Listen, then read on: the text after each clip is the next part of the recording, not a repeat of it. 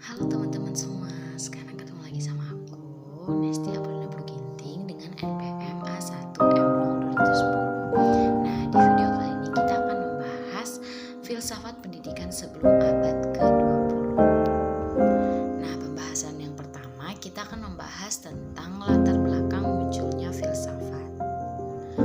Dalam perkembangannya, filsafat Yunani sempat mengalami masa pasang surut ketika peradaban Eropa harus berhadapan dengan otoritas gereja dan imperium Romawi yang bertindak dengan tegas terhadap keberadaan filsafat di mana dianggap mengancam kedudukannya sebagai penguasa ketika itu. Filsafat Yunani kembali muncul pada masa kejayaan Islam dinasti Abbasidiyah sekitar pada awal abad 9 Masehi.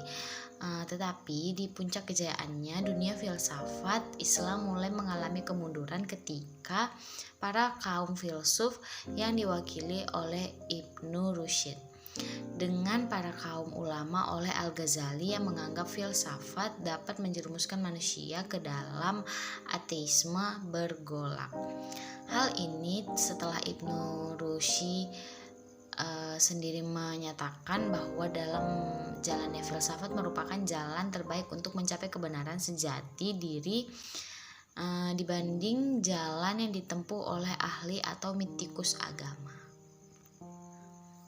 Nah, setelah abad ke-13, peradaban filsafat Islam benar-benar mengalami kemunduran setelah kaum ulama berhasil mengalami kejumudan setelah kaum ulama berhasil memenangkan perdebatan panjang dengan kaum filsuf. Kajian filsafat dilarang masuk kurikulum pendidikan. Pemerintah mempercayakan semua konsep berpikir para ulama dan ahli tafsir agama. Beriringan dengan itu, di Eropa demam filsafat sedang menjamur.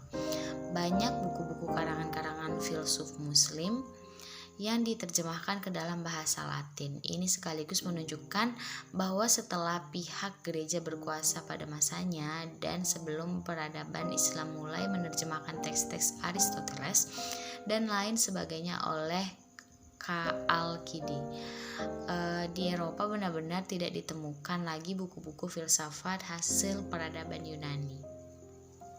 Entah kebetulan atau tidak, ketika filsafat di dunia Islam bisa dikatakan telah usai dan berpindah ke Eropa. Peradaban Islam pun mengalami kemunduran, sementara di Eropa sendiri mengalami masa yang disebut sebagai masa Renaissance atau abad pencerahan pada sekitar abad ke-15 Masehi, tapi tidak demikian halnya dalam doktrin para pendeta Katolik terus mendapatkan protes dari kaum Protestan. Para filsuf zaman modern setelah masa Aufklärung pada abad ke-17 Masehi menegaskan bahwa pengetahuan tidak berasal dari kitab suci atau ajaran agama, tidak juga dari para penguasa, tetapi dari diri manusia sendiri. Para filsuf modern yang ternyata dalam sejarah ialah Descartes, Karl Marx, Nietzsche, J.J. Rousseau, dan lainnya sebagainya. Dari sini maka timbullah sebuah masa keingintahuan yang sangat besar bagaimana filsafat sebelum abad ke-20. Nah, sekarang yang kedua kita akan membahas tentang perkembangan filsafat pendidikan. Sekarang juga kita membahas tentang perkembangan filsafat umum.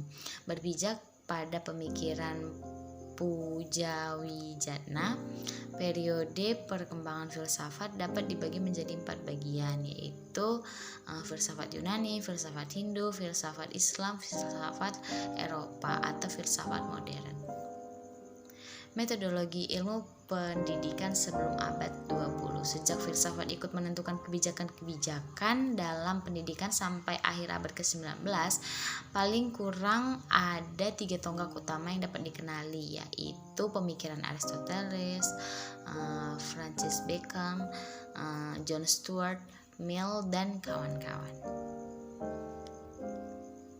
Mazhab filsafat pendidikan. Mazhab filsafat pendidikan dapat ditelusuri Sebelum abad ke-20 ada 3 mazhab, yaitu idealisme, realisme, dan materialisme.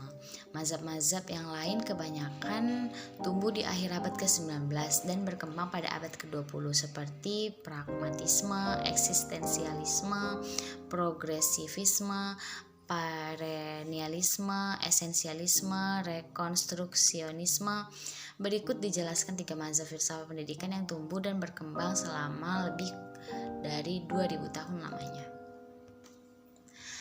Baik, mungkin hanya itulah presentasi yang dapat saya sampaikan pada kali ini, di video kali ini. Bila ada salah kata, saya mohon maaf. Saya ucapkan terima kasih.